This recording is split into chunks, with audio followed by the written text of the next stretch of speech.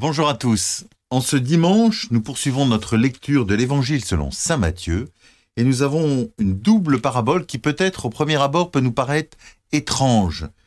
C'est l'histoire que nous raconte Jésus de ce roi qui invite pour les noces de son fils et les invités ne veulent pas, refusent l'invitation, ne viennent pas à l'invitation.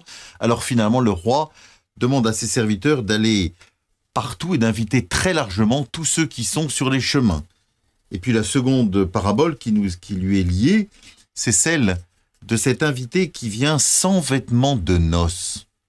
Qu'est-ce que le Seigneur veut nous dire à travers ces deux paraboles?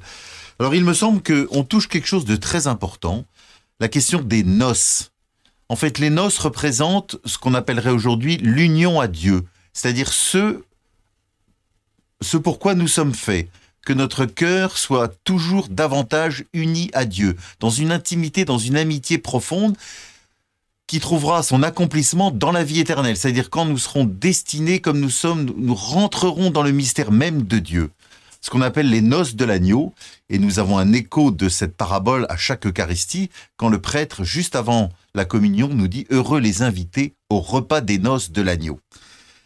Alors ce qui est important, c'est de voir que nous sommes invités à cette union à Dieu et que souvent c'est nous qui refusons d'y répondre à cette invitation. En fait, ce qui est important à noter, c'est qu'on n'est pas dans un régime de consommation, on est dans un régime de don. Et le Seigneur nous donne et c'est nous qui acquiesçons ou non à ce don. Ce don qui va changer notre vie, qui va transfigurer notre cœur, qui va profondément nous réjouir et nous sommes créés pour participer à cette union à Dieu. Et ce vêtement de noces, c'est vraiment cet acquiescement, c'est-à-dire notre part qui accueille ou non le don de Dieu. Et donc on voit qu'il y a une perspective du salut qui s'ouvre devant nous et qu'il ne s'agit pas simplement d'une invitation à un repas comme un autre, mais c'est une perspective du salut qui nous est offerte à chacun pour notre plus grande joie, c'est-à-dire participer aux noces de l'agneau, c'est-à-dire à cette intimité profonde avec Dieu qui va donner sens à notre vie et qui va être notre profonde joie. Bon dimanche.